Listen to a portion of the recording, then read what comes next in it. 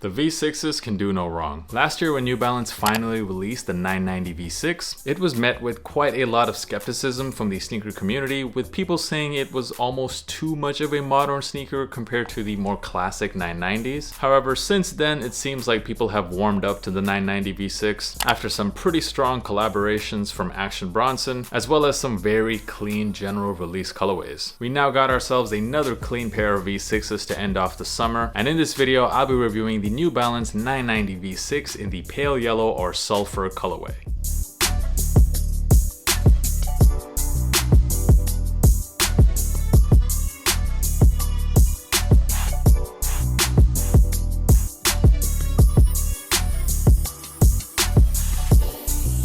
So these released worldwide on September the 7th for a retail price of $220 or 250 euros on the New Balance website, as well as several other retailers, and I will leave a link to the New Balance website in the description of this video if you guys are interested in copying the shoe. And this sneaker dropped alongside two other pairs. There was a 996 that was in a very similar colorway, and we also had the 990 V4 in this very simple white with hints of green. And season 3 has actually featured quite a lot of V6s, and I think that this model has really shined the most from the entire season 3. So let's get into the shoe. Now it seems like in Europe these are being called the Sulfur colorway, and in the US they're called the Pale Yellow. However, after opening these up and seeing the shoe in hand, I feel like they should have called these the Lemonade or the Lemon colorway, because I'm getting some strong citrus vibes with the shoe. I think it's probably the most fun colorway we've seen so far on the V6, and I have to say it looks a lot nicer in hand than it did in pictures. And getting into it, we'll start off with the suede panels on the shoe, starting off with the mudguard. It's done in this pale yellow color, and the suede panels continue throughout the shoe all the way from the front to the back and all around.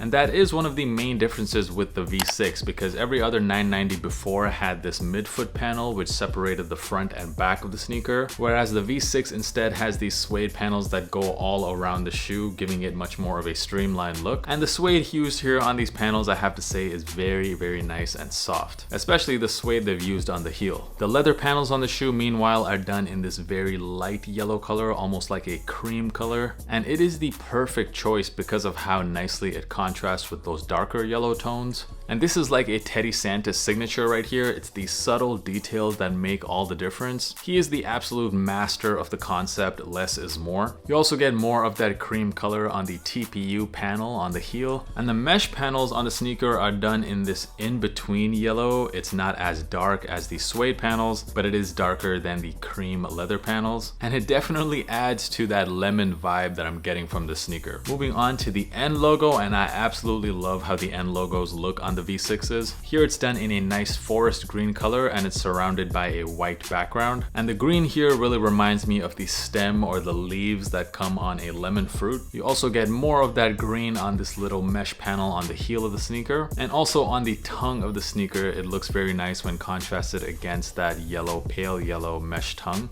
Moving down to the midsole, you get almost a full white midsole here, except for this little bit of gray. And I'm glad they chose white here for the midsole and not sail or a vintage type of look, because then I feel like the sneaker would just be a bit too yellow. The white here I think was definitely the right choice. And moving on to the outsole, it's done predominantly in black, but you also have this middle section here which is done in that forest green color. The laces that you get with this pair, so you do get two sets of laces. One is done in yellow, which matches the mesh panels of the shoe, and the other one is done in that same green color which matches the end logo. I think they both look absolutely great. Let me know in the comments which one of these two do you prefer. I usually don't mind contrasting laces with the sneakers, and I do think the green actually looks really good, but if I were to choose, I would actually stay with the yellows because it does match the rest of the shoe quite well. But of course, I'd love to hear from you guys, yellow or green, which one are you taking on this sneaker? The insoles of the sneaker as well are done in green, and it has a very vintage type of look to it. Moving on to the comfort of the sneaker, which for me is the #1 reason why the New Balance 990 V6 is my absolute most worn pair of shoes this year. I find these extremely comfortable to walk in, and the main reason why is because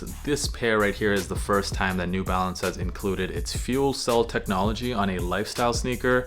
prior to this shoe, fuel cell was only ever used on New Balance's running sneakers, and it really makes a big difference, especially when you compare it with other 990 shoes. All of those had the end cap technology, which was definitely much heavier feeling in hand. When you compare these with a pair of 990s, you'll notice just how much more lightweight the V6s are, and that is definitely because of this superior fuel cell technology. It feels really light, feels really responsive and bouncy. The fuel cell is definitely a bit of a harder compound than the very soft fuel cell technology you get on the running sneakers, but that is for a reason. This is meant to be a lifestyle sneaker, so you don't want it to be super squishy. These are really comfortable. I suggest trying them on for yourself so you believe me. And if you are planning on trying these on and you're wondering which size to get, for me, I definitely fit true to size in the 990 V6, although a lot of people say that they prefer to go a half size down. So to you, I say get the same size you get in all your other New Balance 990 sneakers. You should fit the same in the V6s.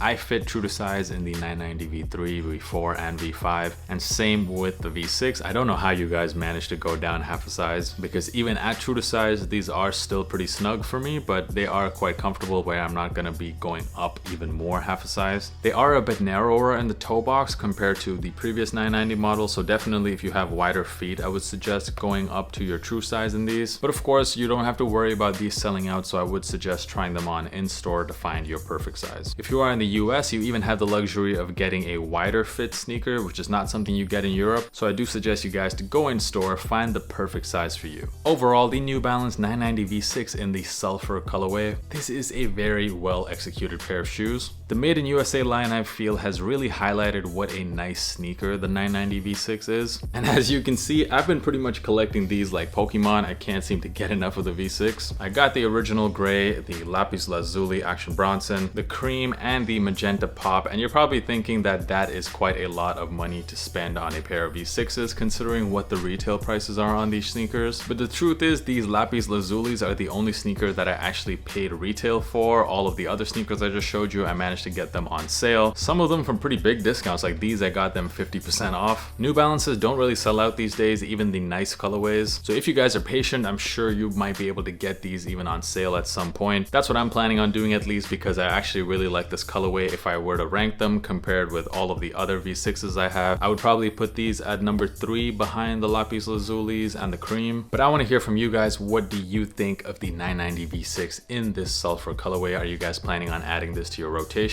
Even though we're getting this release kind of at the end of summer, I do think that this is a colorway that works quite well in the fall time as well, because this is the type of color that will contrast quite well with those earth tones. But let me know what you guys think. And of course, if you found this video useful, make sure you hit that subscribe button if you haven't already done so, and also follow me on Instagram. I'm dropping content on there basically every day in my stories. Make sure you are also subscribed to the Kickback Pod. A new episode will be dropping later this week. The link to that is in the description as well. And thank you as always for supporting this channel. I will catch you guys in the next video.